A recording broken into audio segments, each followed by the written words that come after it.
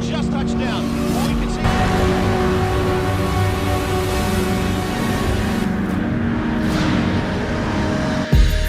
29 अक्टूबर 1999 यह दिन दुनिया भर के लिए आम था, लेकिन ओडिशा राज्य के लिए नहीं, क्योंकि इस दिन ओडिशा में 250 किलोमीटर प्रति घंटे की रफ्तार वाला एक चक्रवात उठा और अपने साथ हजारों घरों को बहाकर ले गया। चारों तरफ उथल पुथल बर्बादी देखने को मिली। 10,000 से लगभग लोग इस साइक्लोन से प्रभावित हुए और नाम था प्रदीप साइक्लोन। लेकिन भविष्य मलिका की माने तो इससे भी खतरनाक चक्रवात ओडिशा, तमिलनाडु सहित भारत के अन्य राज्यों में कहर बरपाने को तैयार है। लेकिन कब आएगी यह तबाही? क्या होने वाला है 2024 के बाद? क्या कलयुग का अंत नजदीक है? आखिर क्या होगा कारण कलयुग के अंत का? क्या कहती है महाप्रलय और महायुद्ध को लेकर संत अच्युतानंद दास महाराज की भविष्य मलिका? अगर आप भी जानना चाहते हैं तो वीडियो के आखिर तक हमारे साथ बने रहें। दोस्तों, सनातन की वीडियो यूट्यूब चैनल को आपके सपोर्ट की आवश्यकता है। हमें सब्सक्राइब किए बिना मत जाइएगा और वीडियो को लाइक भी जरूर कर दीजिएगा। मित्रों, यूं तो विश्व भर में अनेकों भविष्यवक्ता, अनेकों भविष्य बताने वाली पुस्तकें हुई, लेकिन 500 से 600 साल पूर्व पंच सखाओं द्वारा रचित भविष्य मलिका की तुलना किसी अन्य ग्रंथ या पुस्तक से नहीं की जा सकती। सृष्टि के पालनहार भगवान श्री जगन्नाथ को आधार मानकर लिखी गई इस पुस्तक में हजारों भविष्यवाणियां हैं, जिनमें सैकड़ों अब तक हकीकत की शक्ल ले चुकी हैं। भविष्य मलिका पुस्तक में 2024 के बाद के लिए भी अनेकों भविष्यवाणियां लिखी गई हैं, जिनमें एक है ओडिशा में उठने वाले साइक्लोन की भविष्यवाणी, जिसके मुताबिक साल 1999 में जो चक्रवात ओडिशा में उठा वो बहुत छोटा था, जबकि आने वाले भविष्य में इससे भी भयंकर भीषण चक्रवात उठेगा, जिसका असर पूरे भारत में देखने को मिलेगा। हालांकि भविष्य मलिका के अनुसार ऐसा नहीं है कि यह साइक्लोन ओडिशा में ही उठेगा, लेकिन हाँ, तमिलनाडु, आंध्र प्रदेश, महाराष्ट्र और उड़ीसा जैसे राज्यों को चिंता करने की जरूरत है, क्योंकि 2024 के बाद जब भी चक्रवात अपने रौद्र रूप में भारत की सरजमी पर कदम रखेगा तो सबसे ज्यादा खतरा इन्हीं राज्यों को होगा। भविष्य मलिका के अनुसार इस खतरे से भारत की सरकार भी अपने नागरिकों को नहीं बचा पाएगी।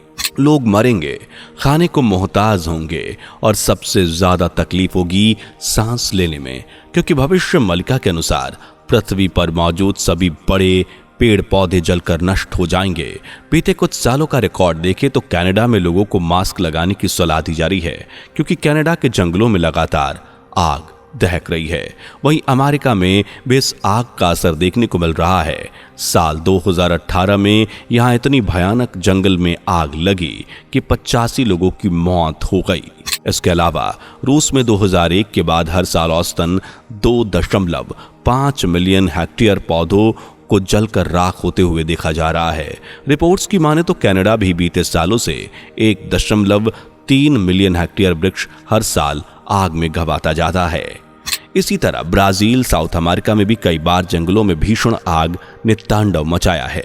यानी कहीं ना कहीं भविष्य मलिका में लिखी भविष्यवाणी हकीकत की शक्ल लेती नजर आ रही है, जिसके मुताबिक दुनिया भर के जंगलों में आग भड़केगी, पेड़ पौधे नष्ट हो जाएंगे और लोग ऑक्सीजन को मोहताज हो जाएंगे। लंग्स ऑफ प्लेनेट कहा जाने वाला अमेज़न जंगल भी इस आग के तांडव से वंचित नहीं रहेगा। ऐसे में जब पेड़ पौधे ही जल जाएंगे तो लोगों को ऑक्सीजन की किल्लत उठानी पड़ेगी, और सिर्फ किल्लत ही नहीं बल्कि ऑक्सीजन की कमी से हजारों लोग अपनी जान भी गंवा देंगे। इसके अलावा भविष्य मलिका में तापमान बढ़ने की चेतावनी भी लिखी गई है, खासकर यूरोपियन, अमेरिकन और अफ्रीकन कंट्रीज में, यानी दुनिया के ठंडे देशों में शुमार ऑस्ट्रेलिया, अमेरिका जैसे तमाम यूरोपीय, अफ्रीकन और अमेरिकी देशों में तापमान बढ़ेगा। भविष्य मलिका के अनुसार यहाँ औसत तापमान 54 डिग्री सेल्सियस को भी पार कर जाएगा, जिसके चलते हजारों की संख्या में लोग मारे जाएंगे। और सिर्फ तापमान से ही नहीं बल्कि चक्रवात, तूफानी हवाओं से भी लोगों का जीना बेहाल हो जाएगा। खासकर अरब देशों में भविष्य मलिका के अनुसार प्राकृतिक आपदाएं जैसे तूफान, चक्रवात अरब देशों को हिलाकर रख देंगे। किंतु ऐसा नहीं है कि तापमान के इस मार से भारत बच जाएगा, बल्कि भविष्य मलिका के अनुसार 2024 के बाद से ही भारत में भी तापमान बढ़ेगा, जिसका असर लोगों की जिंदगियों पर भी पड़ेगा। भविष्य मलिका कहती है कि 2024 के बाद सूरज अपने चरम पर होगा। कहीं कहीं तो एक साथ दो सूरज का जिक्र भी किया गया है, जो इस बात का प्रमाण है कि आने वाले समय में गर्मी बहुत ज्यादा भीषण होने वाली है। पारा 60 डिग्री सेल्सियस से भी पार चला जाएगा। विश्व में इतनी ज्यादा गर्मी पड़ेगी कि लोग बर्दाश्त तो नहीं कर पाएंगे। अंतरिक्ष में मौजूद सभी सैटेलाइट पूरी तरह से बर्बाद हो जाएंगे। एसी भी 50 से 55 डिग्री सेल्सियस तक की गर्मी को बर्दाश्त कर सकते हैं। तो आप खुद ही सोचिए कि टेम्परेचर जब 60 के भी पार पहुंच जाए तो एसी का क्या हल होगा। तबाही का यह मंजर पूरी दुनिया को अस्त व्यस्त कर देगा, और यह सब होगा कलयुग के अंत के कारण। ये तो आप सभी जानते ही होंगे कि सनातन धर्म के ग्रंथों के अनुसार कुल 4 युगों का वर्णन किया गया है: सतयुग, द्वापर युग, त्रेता युग और अंतिम कलयुग। वर्तमान में हम कलयुग में जी रहे हैं, जिसे सबसे अधर्मी युग माना जाता है। आपको बता दें कि कलयुग को काला युग भी कहा जाता है, और इसकी वजह है धर्म का कम होना। इस युग में धर्म घटकर 1/4 ही रह गया। हर युग की तरह इस युग का अंत भी नजदीक है, और ऐसा हम इसलिए नहीं कह रहे, बल्कि भविष्य मलिका में यह कहा गया है।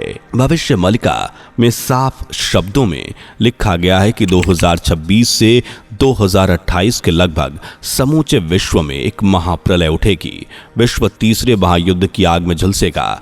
चारों ओर त्राहिमाम त्राहिमाम मचेगा। लोगों के पास अन्न का दाना भी नहीं होगा।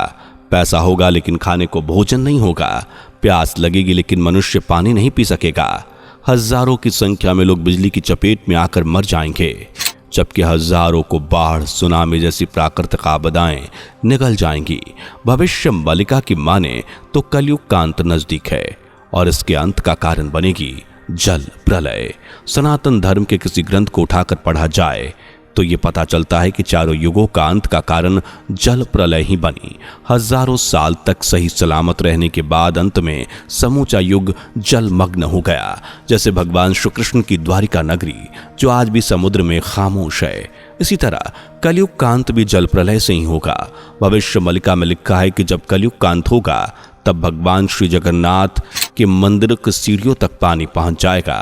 खासकर 22वीं सदी तक ये सब होगा 2026 के बाद, जब ओडिशा के जगन्नाथ धाम ही नहीं बल्कि समूचे विश्व में जल का प्रकोप देखने को मिलेगा। लगभग इसी दरमियान भारत तीसरे महायुद्ध का हिस्सा बनेगा। जी हाँ मित्रों, भविष्य मलिका के अनुसार 29 मार्च 2025 से 23 फरवरी 2028 तक जब शनि कभी मार्गी तो कभी वक्री होकर मीन राशि में प्रवेश करेगा, तब भारत तीसरे महायुद्ध का हिस्सेदार बनेगा। भारत सहित दुनिया भर में हाहाकार मचेगा। लोग कीड़े मकोड़ों की तरह मारे जाएंगे। परमाणु हथियारों का उपयोग होगा। जिस तरह नागासाकी और हिरोशिमा में सिर्फ 2 परमाणु हथियारों से तबाही हुई, उसी तरह समूचे विश्व में तबाही का वो मंजर छा जाएगा। देखने वालों को यकीन नहीं होगा। 23 फरवरी 2028 से 17 अप्रैल 2030 तक जब शनि मेष राशि में होंगे, तब इस महायुद्ध का अंत होगा और एक नए युग की शुरुआत होगी। किंतु मित्रों, आपको चिंता करने की जरूरत नहीं है, क्योंकि भविष्य मलिका ये भी कहती है कि इस महाप्रलय में सिर्फ उन्हीं का अंत होगा जिन्होंने दुनिया में जीवन भर में बुरे कर्म किए, जिन्होंने लोगों का दिल दुखाया है, आहत किया है, अधर्म की राह पर चले हैं, मांस मदिरा का सेवन कर जीवों की हत्या की है। इसलिए धर्म से जुड़े सच्चे और अच्छे लोगों का चिंता करने की आवश्यकता नहीं, क्योंकि उनकी रक्षा करने के लिए स्वयं ईश्वर अवतार लेंगे, जैसे हर युग में अवतार लेते आए हैं। द्वापर युग में भगवान श्री राम ने जैसे रावण का वध कर बुराई पर अच्छाई की जीत का परचम लहराया, जैसे भगवान श्री कृष्ण ने अपनी लीला से कंस का अंत किया, वैसे ही कलयुग में कली नामक राक्षस का अंत करने के लिए भगवान कल की अवतार लेंगे। यहाँ भगवत गीता का एक श्लोक आपको बताते हैं। लिखा है, यदा यदा ही धर्मस्य ग्लानिर्भवति भारत अभ्युत्थानम धर्मस्य तदात्मानं सृजाम्यहम् परित्राणाय साधूनां विनाशाय च दुष्कृतां धर्म संस्थापनार्थाय संभवामि युगे युगे। इस श्लोक से भगवान श्री कृष्ण अर्जुन को ये बताते हैं कि जब भी इस पृथ्वी पर अधर्म का राज बढ़ता है तब तब मैं इस पृथ्वी पर अवतार लेता हूँ सज्जनों और साधुओं की रक्षा के लिए और पृथ्वी से पाप को नष्ट करने के लिए और इस संसार में धर्म की स्थापना करने के लिए मैं इस संसार में अवतार लेता हूँ।